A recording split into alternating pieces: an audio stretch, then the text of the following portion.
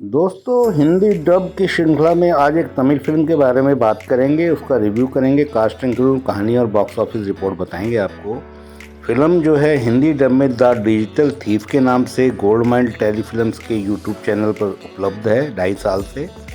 और फिलहाल इसका नया प्रिंट भी आया है यूट्यूब चैनल्स पे, मैं उनका लिंक आपको दे दूंगा डिस्क्रिप्शन में। इस फिल्म का नाम एक्चुअल में तमिल भाषा की फिल्म है, इसका नाम है थिरुटू पायले 2।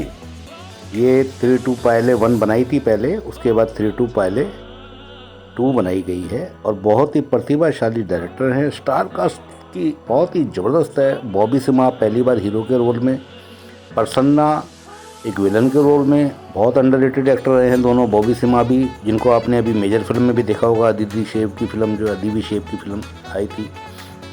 बाकी इसमें एक बहुत ही ज़बरदस्त डैशिंग और बहुत ही बोल्ड और बहुत ही खूबसूरत हीरोइन है, जिसका नाम है आमला पॉल। दोस्तों, तमाम चर्चाएं करेंगे इस फिल्म के बारे में। आप कृपया फिल्म को के बारे में जानने के लिए वीडियो को अंत तक देखते रहिए। Thank you very much. दोस्तों, मेरा नाम है Deepak Kumar Detwal. Filmography and social tips में आपका स्वागत है। दोस्तों, हिंदी डब में इस फिल्म को मैंने रिकमेंड करने का फैसला क्यों लिया, क्योंकि इस फिल्म में एक तथ्य है, साइबर क्राइम थ्रिलर मूवी है ये, और इसकी स्टार कास्ट बहुत ही ज़बरदस्त है। अभिनय पक्ष बहुत मजबूत है, कहानी का स्क्रीन प्ले बहुत अच्छा है। सेकंड हाफ में फिल्म थोड़ी स्लो जरूर हो जाती है, मगर उसके बावजूद भी फिल्म से आप बने रहते हो। एक्चुअली इसमें वक्त की नज़ाकत को समझते हुए पिछले 10-12 साल में जिस तरह से साइबर क्राइम बढ़ रहा है, जिस तरह से भोली भाली औरतों को, लड़कियों को सोशल मीडिया का सहारा लेकर, साइबर क्राइम का सहारा लेकर, और जिस तरह से लोग फंसाते हैं, वो इसमें पूरा तथ्य खोलकर दिखाया गया है। सोशल मीडिया का किस तरह से वो दुरुपयोग करते हैं, भोली भाली लड़कियों को फंसाते हैं, और ये इसका पूरा चित्रण किया है। किस तरह से उसका पति एक इंस्पेक्टर होते हुए इस दुविधा का शिकार होता है, और अपनी पत्नी को सारी हकीकत ना बताते हुए किस तरह से वह उस विलन का सामना करता है, किस तरह से वह उसको सज़ा दिलाता है या उसको दंडित करता है। ये सारा द्वंद्व इस फिल्म में दिखाया गया है बहुत ही खूबसूरती अंदाज में। और इसके जो निर्देशक हैं, उन्होंने 3 पायले बनाई थी 2006 में, और उसके 11 साल बाद उन्होंने 3 पायले 2 बनाई है। इन दोनों कहानियों का आपस में कोई कनेक्शन नहीं है, किंतु वो बहुत प्रतिभाशाली निर्देशक हैं। उनके बारे में मैं फिल्म के अंत में विवरण दूंगा, सारा उनकी फिल्मोग्राफी के बारे में तमाम जानकारी देने की कोशिश करूंगा, वीडियो लंबा ना हो जाए थोड़ा। इसलिए सुशी गणेशन जो हैं, उन्होंने जब उसकी सफलता से प्रभावित होकर 3 पायले 2006 की, उससे उत्साहित होकर 11 साल बाद इसका सीक्वल बनाया। मगर सीक्वल का उस पुरानी कहानी से और नई कहानी का आपस में कोई लिंक नहीं है, दोनों कहानियाँ बिल्कुल अलग है, खाली नाम एक है। इस फिल्म का संगीत दिया है विद्यासागर जी ने। फिल्म का संपादन किया है, एडिटिंग की है राजा मोहम्मद ने। फिल्म की निर्माता कंपनी का नाम है AGS एंटरटेनमेंट। इस फिल्म का निर्माण शुरू हुआ था अक्टूबर 2016 में, और इसे पूरी दुनिया में 30 नवंबर 2017 को रिलीज़ किया गया था।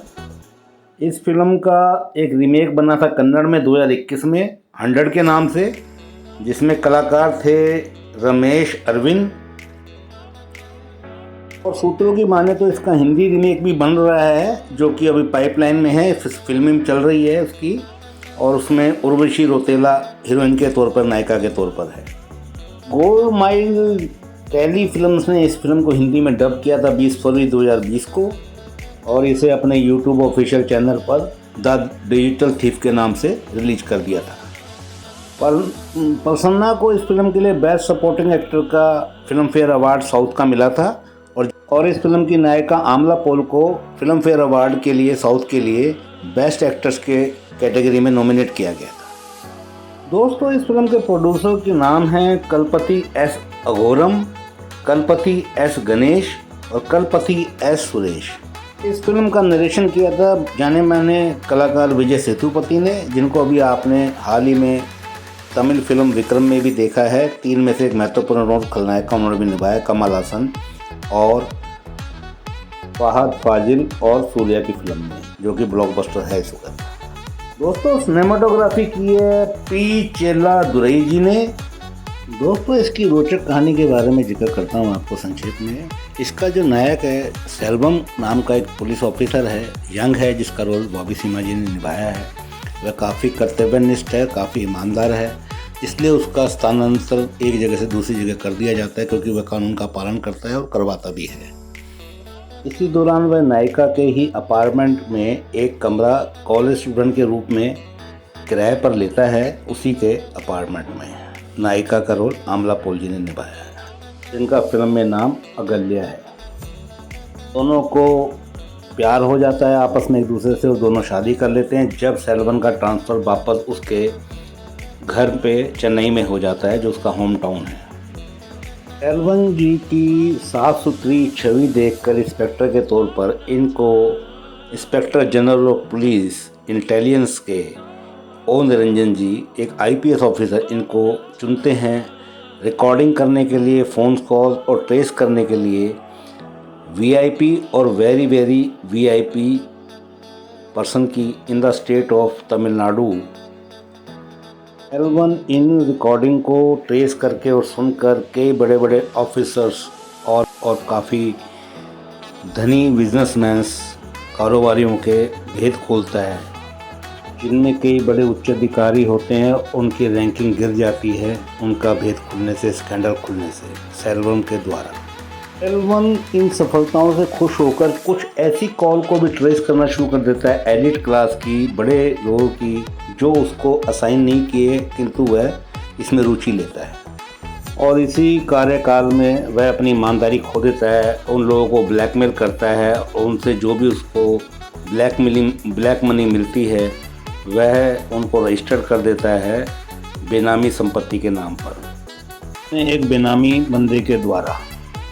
एक दिन उसे एक बहुत बड़े उच्च अधिकारी की कॉल ट्रेस करने का और सुनने का आदेश मिलता है ऊपर से।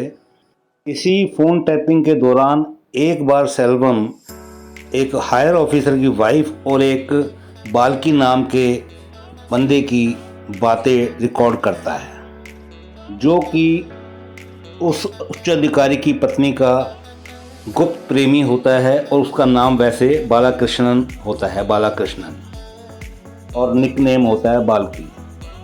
बाल्की एक सॉफ्टवेयर इंजीनियर है और अपनी इंजीनियरिंग कॉलेज का वह टॉपर रहा है। आज वो इतनी विलक्षण प्रतिभा के होने के बावजूद वह जवान लड़कियों से और शादीशुदा लड़कियों से वक्त बिताना पसंद करता है, फेसबुक के थ्रू, सोशल मीडिया के थ्रू, और उनको अपने मोह पाश में, अपनी बातों में फंसाता है, जिसे कहते हैं अंग्रेजी में सेड्यूस करना।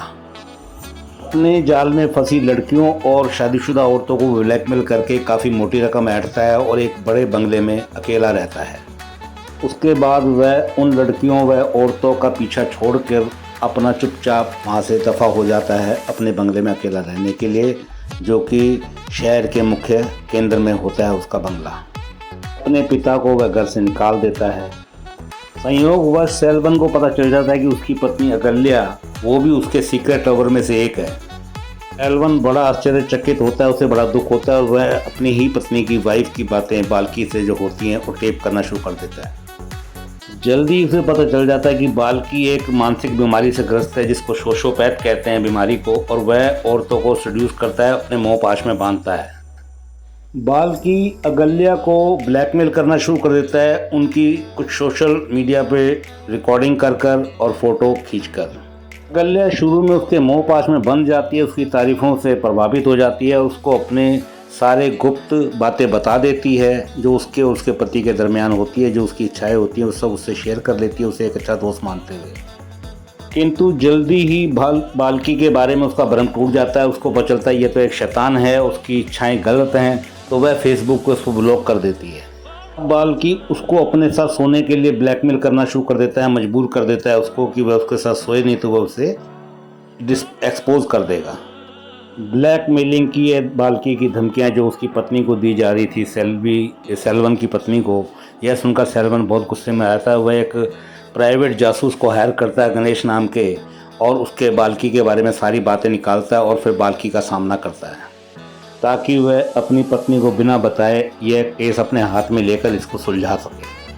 जब सेल्वन का मुकाबला बाल्की से होता है तो बाल्की उसे बताता है कि उसको उम्मीद थी कि सेल्वन ज़रूर उसको पकड़ लेगा, तो उसने कंप्यूटर उसका हैक कर लिया था सेल्वन का, और सेल्वन को धमकाता है कि उसने उसके प्राइवेट कंप्यूटर को हैक करके उससे सारी जानकारी टेपिंग की, रिकॉर्डिंग की ले ली है और सारे वो सबूत उसके पास हैं जो उसने अब तक इकट्ठे किए थे सेल्वन ने।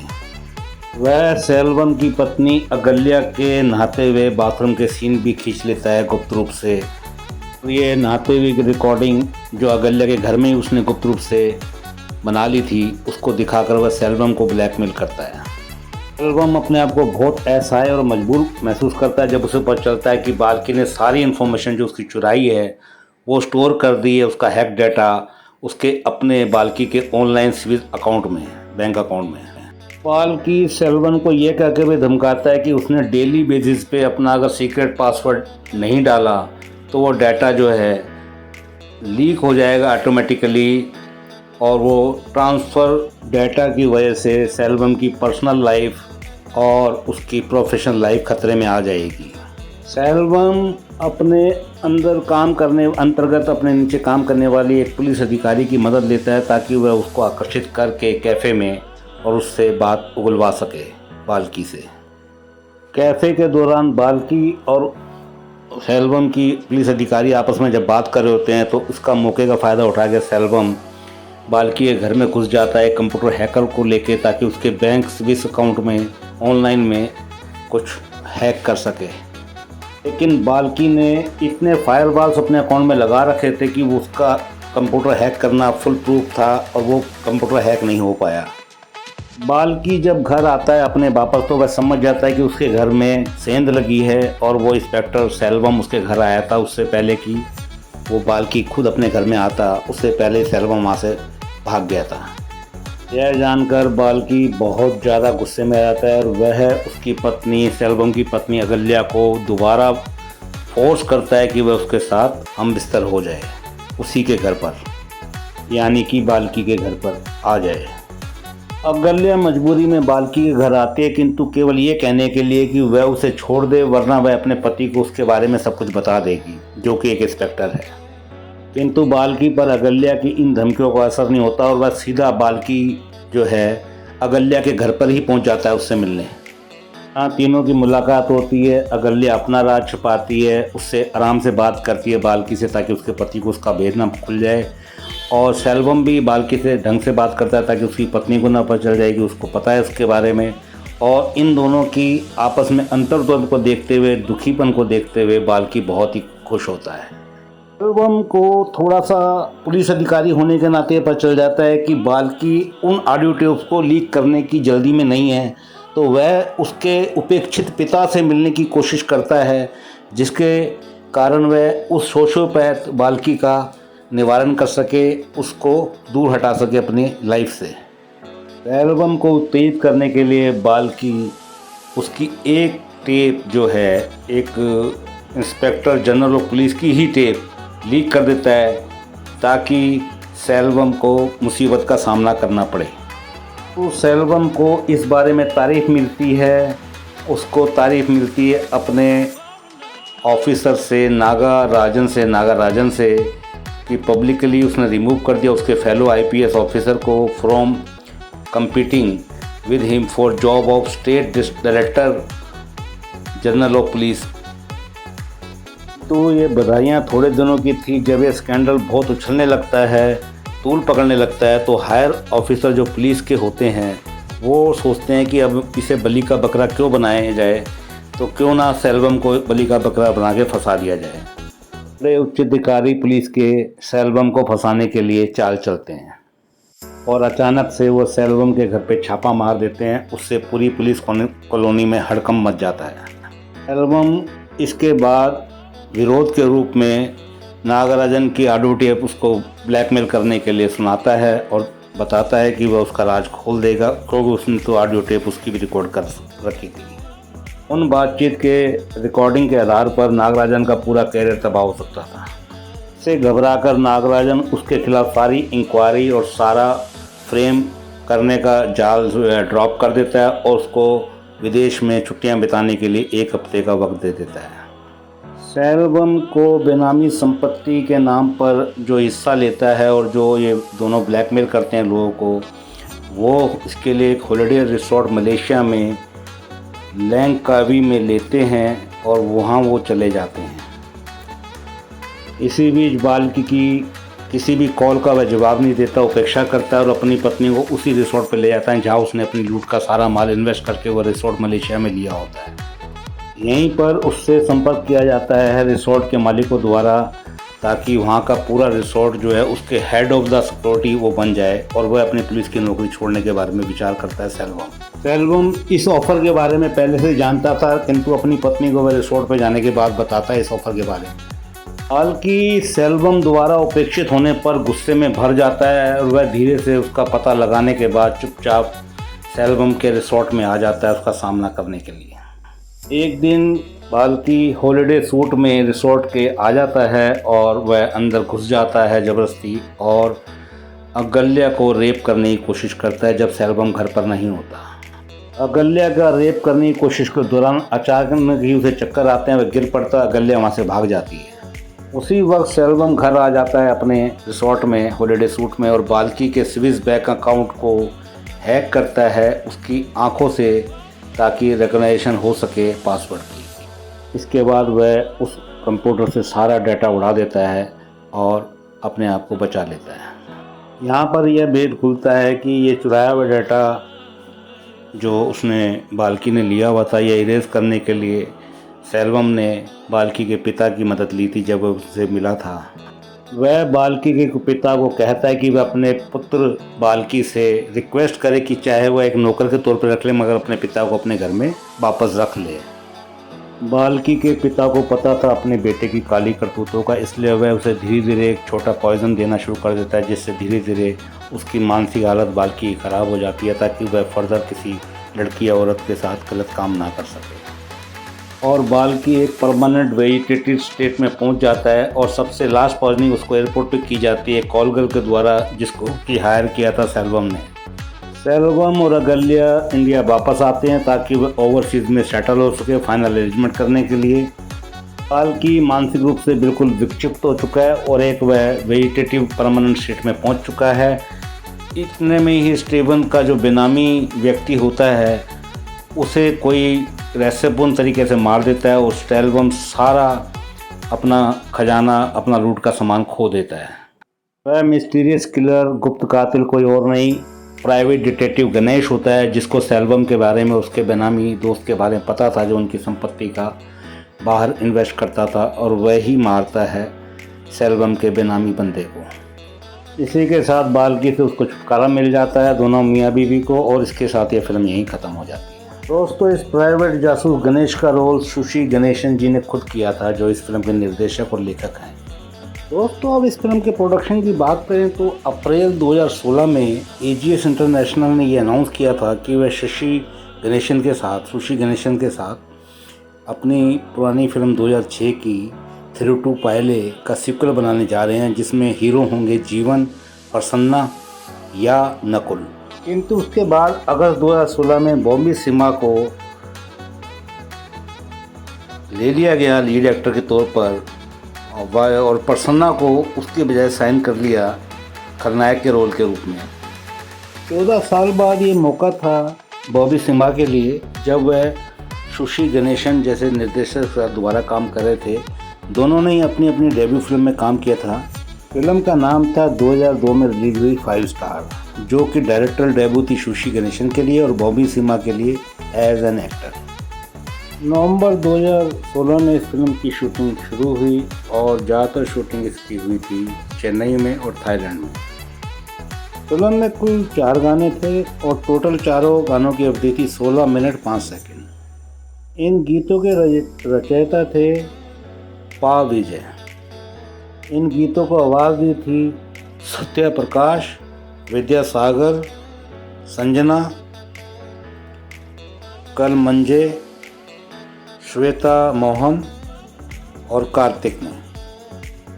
दोस्तों, 4 जून 2018 को हुए film fair award south Tamil के लिए बेस्ट एक्टर के लिए आम्रपाल को नॉमिनेट किया गया था। बेस्ट सपोर्टिंग एक्टर के लिए प्रसन्ना को अवार्ड मिला था और इसमें बेस्ट मेल प्लेबैक सिंगर के लिए सत्य प्रकाश जी को गाना था नी परकुम के लिए नॉमिनेट किया गया था। दोस्तों, इस फिल्म के निर्देशक शशि गणेशन जी के बारे में कुछ बात करने, जिनका मूल नाम असली नाम है गणेशन सुभाष और जिनको सुशी गणेशन के नाम से जाना जाता है। और ये एक इंडियन फिल्म डायरेक्टर हैं, प्रोड्यूसर हैं, स्क्रिप्ट राइटर हैं और स्क्रीन राइटर भी हैं और ये एक्टिंग भी करते हैं कभी कभी। इनकी उम्र लगभग 52 साल है। 2002 से ये अभी तक फिल्मों में सक्रिय हैं। दोस्तों, 2002 में 5 स्टार नाम की एक तमिल फिल्म इन्होंने बनाई थी जिसमें बॉबी सिम्हा जी ने भी डेब्यू किया था। इनकी भी डायरेक्टर डेब्यू फिल्म थी। इस फिल्म के लिए इनको अवार्ड भी मिला था। के निर्देशन के साथ साथ इन्होंने इसका लेखन भी किया था फिल्म का। इनको जो अवार्ड मिला था उसका नाम था Tamil Nadu state film award for best story writer. 2002 में एक फिल्म और आई थी इनकी जिसका नाम था वीरम भगीरन और इसमें डायरेक्टर लेखन था इनका और इनको फिर अवार्ड मिला था Tamil Nadu state film award for best director का। फिर तीसरी फिल्म इनकी आई तिरुटू पायले 2006 में, जिसमें इन्होंने एक छोटा सा रोल भी निभाया था। CID का अभिनय किया था, निर्देशन किया था, लेखन किया था, जिनके लिए इनको अवार्ड मिला Tamil Nadu state film award for third best film. फिर इनकी फिल्म आई 2009 में कांता स्वामी, जिसमें विक्रम हीरो थे। काफ़ी फेमस हिट फिल्म रही। इसमें इन्होंने अभिनय भी किया था, लेखन निर्देशन तो किया ही था। IPS ऑफिसर का एक छोटा सा रोल किया था। इसको नॉमिनेशन मिला था विजय अवार्ड फॉर फेवरेट डायरेक्टर के लिए। इन्होंने हिंदी में रीमेक बनाया 2013 में तिरुटू पायले फिल्म का। हिंदी में रीमेक फिल्म का नाम था शॉर्टकट रेमियो, जिसमें नील नीतू मुकेश थे और इन्होंने इनमें लेखन, अभिनय और निर्देशन दोनों किया था। डिटेक्टिव एजेंट का छोटा सा रोल था। डेब्यू हिंदी फिल्म थी और प्रोड्यूस भी इन्होंने खुद ही किया था। नील नीतू मुकेश के अलावा उसमें अमीषा पटेल और पूजा गुप्ता थी नायिकाओं के तौर पर, किंतु यह फिल्म बॉक्स ऑफिस पर कोई कमाल नहीं दिखा पाई। 2017 में इन्होंने ये फिल्म बनाई जिसकी हम बात कर रहे हैं, तिरुटू पायले 2। इनमें लेखन, अभिनय और निर्देशन किया। डिटेक्टिव गणेश का रोल निभाया और यह सिक्वल थी 2006 की मूवी तिरुटू पायले का। कहानी से कोई संबंध नहीं था। तो इनकी एक फिल्मिंग चल रही है 2022 में जो रिलीज होने की संभावना है, जिसका नाम है दिल या ग्रे। इसमें लेखन, अभिनय और निर्देशन किया है इन्होंने और अभी उसकी फिल्मिंग चल रही है। इस फिल्म को मिक्स रिव्यू मिले थे, दर्शकों की तरफ से भी इसे प्यार मिला था। बॉक्स ऑफिस रिपोर्ट इसकी काफ़ी भ्रामक है। कई जगह इसका बजट 5.5 करोड़ दिखाया है, कई जगह इसका बजट 10 करोड़ दिखाया है। साइटों पे काफ़ी मिसलीडिंग इन्फॉर्मेशन है। ओवरऑल ये फिल्म एक एवरेज फिल्म रही थी। दर्शकों को तो ये फिल्म एक कंटेंट अच्छा होने की वजह से पसंद आई थी, किंतु बॉक्स ऑफिस पर उतनी सफलता नहीं रही थी जितनी उम्मीद की जा रही थी। एवरेज थी ये बॉक्स ऑफिस पर। और जहाँ तक रेटिंग की बात है, IMDb पर इसकी रेटिंग 6.6 है आउट ऑफ 10, जो कि एक ठीक ठाक रेटिंग कही जा सकती है। क्योंकि मेरा आधार फिल्मों को, डबिंग फिल्मों को ज़्यादातर निर्धारित करने का ज़्यादातर IMDb रेटिंग पे मुझे यकीन रहता है। 6 से कम होनी चाहिए 6 की रेटिंग ना, क्योंकि 6 से कम रेटिंग होती है तो वो फिल्म थोड़ा सा कहीं ना कहीं लैग कर जाती है। बाकी दर्शकों ने इसको भरपूर प्यार दिया। यूट्यूब पे 30 मिलियन लोग इसको देख चुके हैं, जो कि इसके पोस्टर में भी इन्होंने रिलीज किया है गोल्ड माइन टेली फिल्म के ऑफिशियल यूट्यूब चैनल पर। फिल्म यूट्यूब पे हिट रही है और बाकी कुल मिलाकर मुझे ये फिल्म पसंद आई थी। थोड़ा सा सेकेंड हाफ में फिल्म ड्रैग करती है, थोड़ा सा एंटिसिपेशन क्लियर हो जाता है और फिल्म का अंत थोड़ा आते आते पता चल जाता है। मगर कुल मिला के अभिनय पक्ष अच्छा था। साइबर क्राइम थ्रिलर मूवी थी, एक्शन ज़्यादा था नहीं। और बॉबी सिम्हा जी एक अंडररेटेड एक्टर रहे हैं प्रसन्ना की तरह ही। दोनों ने बहुत बेहतरीन काम किया था, जिसके लिए इनको काफ़ी सराहा गया। प्रसन्ना जी को तो फिल्म फेयर अवार्ड भी मिला साउथ का। आमला पॉल को नॉमिनेट किया गया था। बॉबी सिम्हा जी वैसे हीरो जैसे लगते नहीं हैं, किंतु अपनी अभिनय दक्षता के कारण वह फिल्मों में फिट हो जाते हैं। इनकी काफ़ी फिल्में मैंने हिंदी डब में देखी है, प्रसन्ना जी की, आमला पॉल की, और मैंने क्या नाम है बॉबी सिम्हा जी की भी काफ़ी फिल्में देखी हैं। अच्छा अभिनय करते हैं, ज़्यादातर ये खलनायक के रोल करते हैं। दोस्तों, 2 अवार्ड के बारे में बताना भूल गया। बॉबी सिम्हा जी को best actor for a supporting role के लिए नॉमिनेशन मिला था और प्रसन्ना जी को in a negative role nomination मिला था साइमा अवार्ड में, तमिल का केवल नॉमिनेशन मिला था। इस तरह से कुल 4 नॉमिनेशन और 1 विनर थे प्रसन्ना जी एक फिल्म फेयर अवार्ड के। फिल्म की कुल लंबाई 2 घंटे 27 मिनट थी। बाकी जो हिंदी डेब्यू था शशि गणेशन जी का, उसमें शॉर्टकट रिव्यू की रेटिंग बहुत ही बुरी थी, 2.7 आउट ऑफ 10। और वो एक डिजास्टर फिल्म थी जो कि इनकी 2006 में आई थिरुटू पायले का हिंदी रीमेक थी। दोस्तों जानकारी वेबसाइट वगैरह से उठाकर और विकिपीडिया से मैंने करके दी है आपको। बाकी बजट वगैरह के बारे में ज़्यादा अनुमान तो ठीक लगाना नहीं रहेगा, लेकिन लगभग इसका बजट जो है 7 और 10 करोड़ के बीच में था। और ये फिल्म का वर्डिक्ट जो मिला था एवरेज मिला था, शुरुआत धीमी थी, बाकी शायद ये अपना बजट कवर कर दी। फिल्म बहुत दिलचस्प है, एक बार देखने लायक है। रेटिंग भी 6.6 की IMDb की रेटिंग में ठीक मानता हूँ, 6 तक की रेटिंग बहुत अच्छी मानता हूँ 10 में से। बाकी दोस्तों ये था सारा इसका देखा जोखा फिल्म के बारे में, जितनी मैंने कोशिश की है डायरेक्टर के बारे में बताने, कास्ट क्रू और इसका कहानी के बारे में, पात्रों के बारे में। बाकी कोई कमी बेशी लगी हो तो कमेंट द्वारा मुझे अवगत कराएं। किस फिल्म पर आपने वीडियो बनवाना है वो बताइए। 3-4 दिन लग जाते हैं रिसर्च करने में, इसको कंपाइल करने में। बाकी thank you very much for watching this video. जय श्री राम, वंदे मातरम, भारत माता की जय हो। Thanks for once again.